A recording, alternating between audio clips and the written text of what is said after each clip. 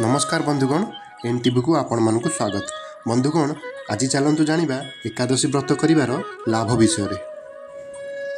सत्ययुग मूर नामक एक शक्तिशाली राक्षस थिला जे कि स्वर्गर राजा इंद्र को परास्त करी 3 लोकरे तार आतंक चलैथिला। मूर राक्षसर आतंक रे समस्त देवता भयभीत होई जगतर पालनकर्ता श्रीहरि विष्णु को प्रार्थना कले। भगवान विष्णु मूर राक्षस सहित अनेक वर्ष युद्ध कले।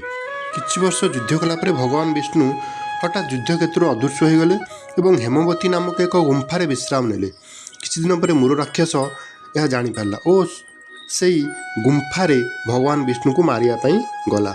मूर राक्षस भगवान को मारिया को जाउथुवा समय प्रभु विष्णु शरीर जड़े अत्यंत तेजमय देवी सृष्टि हेले।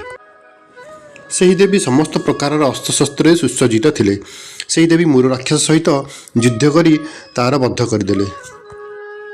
एकादशी तिथि देवी भगवान को शरीर जात होइथिबारु भगवान विष्णु तांकर नाम देले एकादशी।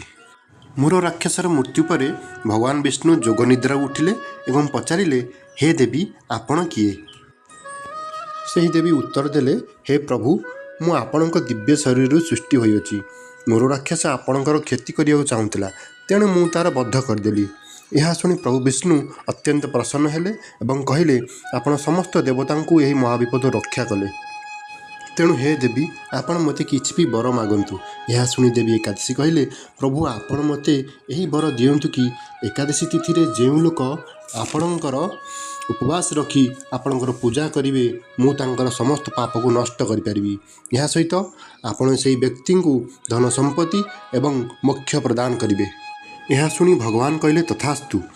प्रभु विष्णु कहले, जे व्यक्ति एकादशी व्रत पालन करिवे सेमानंको समस्त सुख संपद वैभव और मोक्ष प्राप्ति हेबो। जो फल लक्षे यज्ञ करने द्वारा मिले नहीं, कोटिए दान कले मिलेनी, हजार हजार व्रत कले मिले नहीं, सही फल एकादशी व्रत पालन द्वारा मिली थाए।